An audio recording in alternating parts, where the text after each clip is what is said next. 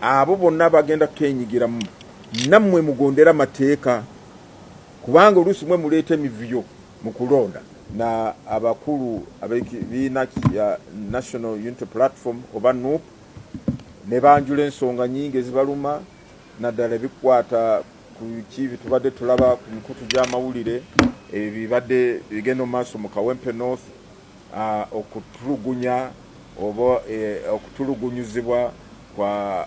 bagamba okutulugunyizibwa kwa bamemba baabwe bawagizi baabwe ne candidate waabwe okwaliwo nga aba security obo abali mu kitongole ky'okwerinda ngo bakola ebintu ebyo twabazzeemu ne tugamba naffe ensonga ezo zatukwatako nnyo era nga tuzivumirira twayita abakulu ba poliisi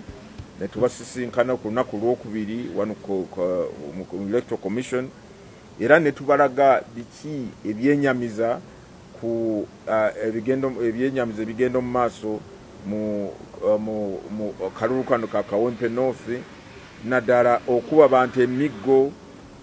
abantu kwegamba bayisa mu mbeera etali ndangulukufu era jabuuza mwami. By the way, I asked Mr. Nalukola, we met these people on Tuesday, the police. Yesterday was Wednesday. Did you campaign? Nangama, yes, nya campaign is yabadde bitya era mwami Nalusimanyi bwa mwamubuuziza ye nangama nti Joe kyabadde wadde babaddewo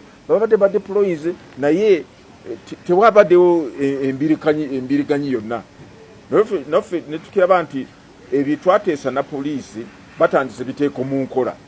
ekyo ne kyongera tuwa amaanyi n'essuubi nti endongosereza etandise okulabika mu ngeri akalulu kano kyekatambulamu ekyo ne kituwa n'essuubi nti gye bujja ebiseera bino bisigaddeyo nga campaign zikyaliwo tusuubira nti bijja kuba bitambula bulungi kubanga mwami Nalukola yakakasiza nti olunaku lwajjo yasobodde okutambuza campaign ze bulungi tere yamukutteko tere yamugaanyi tere yamuzibidde okutandika okukola campaigns. N'ensonga endala gye baleese yekwata nti ani ddala akulira okulonda kono obuyinza ni kyaki sine tubanyonyola obuyinza bw'akakiiko k'ebyekulonda tebulina okubuusabuusibwa buva mu ssemateeka naye bo bagamba nti engeri gye ba security badde batuyisaamu kirabika nti mu akakiiko k'ebyekulonda si mwe bakulira omulimu guno ogw'okulonda ne tugamba nedda wabaawo ensobi ezikoleddwa ebitongole bimu tekitegeeza nti ffe ng'akakiiko batusudde ku bbali ate bo be bakulira emirimu gino nedda ssebo era ne tubagamba kakati abakulu twabasisikanda ku lwokubiri jo kyabadde kitya ne bagamba nti jo bintu byatambudde bulungi kitegeeza ki nti bwe twalaga abakulu ba poliisi abakulu b'ebitongole byekwerinda nti engeri gye bakutema ebintu si ndangulukufu ate tereetere kifaananyi kirungi mu kaweefube naliwo okusobozesa abantu b'e Kawempe okulonda omukiikize waabwe n'olwekyo ffe kituwa essuubi nti era kyongera kulaga tekakiiko ebyokulonda ffe tuli ni kyaki ebisigadde byonna ffe tugenda obikolako ebitongole byokwerinda omulimu gwabwe kwe kulaba nti embeera eriwo y'emirembe ate nga ndangulukufu kwegamba abantu basobole okugenda baba bagenda kukola campaign bagenda okukola campaign abantu baba bagenda okuwuliza ba candidates bagenda bawulize ba candidates abantu bana bagenda kuba kalulu ku wiki ejja batambule bulungi ensonga endala gye baleese obungi ng'abantu gabeyongedde bangi abali ku register ya Kawempe North kusinziira ku bantu abalonda mu mwaka 2021 ndogamba nti yes ekyo tikyeraliikiriza kubanga okwewandisa kw'abalonzi egwo mulimu gwa buli lunaku kasita omunauganda awuliza emyaka 18 bw'abanga abeera mu Kawempe North waddembe kwewandisa wati teyalonda mu mwaka 2021 kati alina okwewandisa. Kyokubiri twateekako kaweefube wa update of the voters register oba okuwa omwaganya abo bonna abatali balonzi ababeera mu bitundu bya Kawempe North beewandiise basobole okwenyigira mu kulonda kuno ne tubanyonyola nti enamba y'omugamba emitwalo 3 abantu beeyongeddemu ekyo tetukirabako kintu kyonna. Ekirala kibogeddeko nti waliwo polling station eri mu barracks y'abamagye wali ku UCTU ne tubagamba era ne tubakakasa nti amateeka tegakkiriza polling station okubeera mu barracks kebeere y'amagye kebeere ya poliisi kebeere ya prisons. Amateeka tegatukiriza polling station eteeka okubeera bweru kubanga n'abaserikale baffe nabo balina eddembe kulonda abali mu barracks eyo naye tebalina kulondera munda mu barracks yaabwe balina okulondera bweru n'abatabala naboshe ne tugamba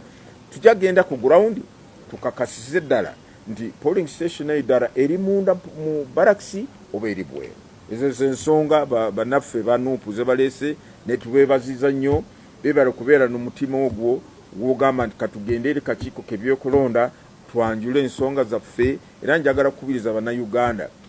bwe tutyo bwe tulina kukola wabaawo ensonga zonna muzirete kakiiko k'ebyokulonda tusobole ozijongolwa nga tukologerana wamu tulabe ebintu nga bwe bitambula. Buli protect obwo nga bwe tugambye naffe mu ku by elections tubadde nazo mu bitundu by'enjawulo by'eggwanga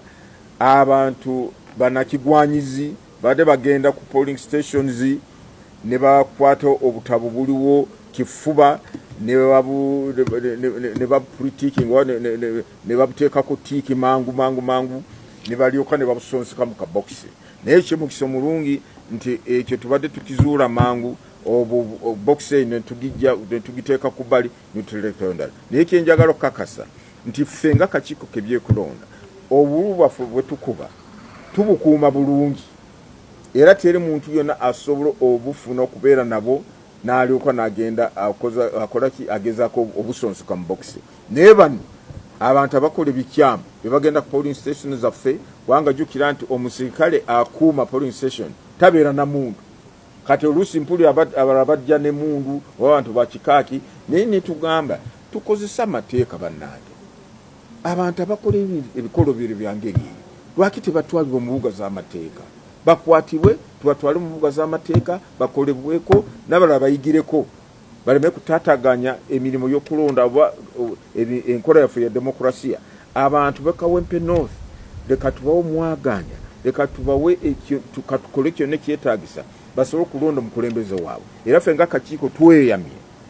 nti tugenda kukola kyonna ekisoboka okulaba nti akalulu ako kajja kubeera keerufu kamazima noboneka naye nga buli omu akwatibwako ng'alina ky'okukola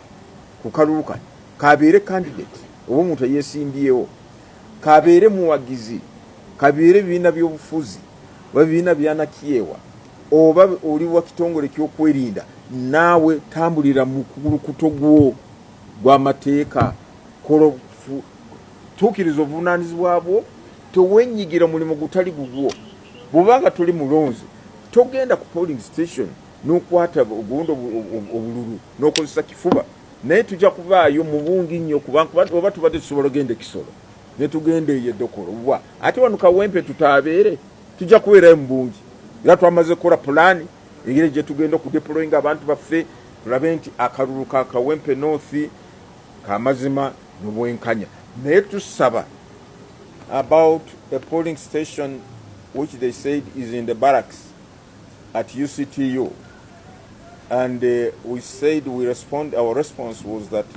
under the law, no polling station is supposed to be located in a restricted security area. You cannot have a polling station in the barracks of Uganda Police Force.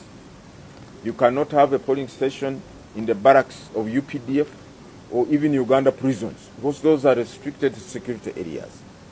What we know, that polling station is outside the barracks. However, in a bid to ensure that we address all the concerns, we have undertaken to go and verify physically where that polling station is exactly located. Is it at the quarter guard, as some of them were saying, or is it inside? And if it is at the quarter guard, is that the ideal place? Because they also raised concern that even a quarter guard, is a part of the military subject. Granted, why should it be on the... So we are going to verify physically to establish the exact location of the polling station they are talking about. Now, protected ballot papers, first of all, from my experience as a chairman, together with my colleagues, in some of the by-elections we have had, we noticed this unfortunate episode or event of some people or goons, criminals really, criminals invading a polling station, using force to grab the ballot papers from the presiding officers or presiding officer at a polling station. They critique them hurriedly, then they staff them. We have seen that. But the main point we have to point out here is that they do not come with these ballot papers. Rather, they grab them from the polling station, critique them, and then stuff them in the box. But as a commission, we are going to look into all these concerns which have been raised by NUP and even any other stakeholder, and ensure we shall have sufficient deployment in Kawempe North. We, by way of our deploying our technical people, the commissioners will be in Kawempe North, including the chairman. On the part of security, we have discussed with the security that there will be necessary adequate security in Kawempe North, particularly on polling day, to ensure that some of these ills or errors or commissions are not held or are not carried out by wrong elements. So I want to assure the people of Kawempe North that the commission is aware of the fears and the threats. We are taking measures to ensure they do not occur, and that whatever ballot will be counted will be that which will have been cast by the voters of Kawempe North.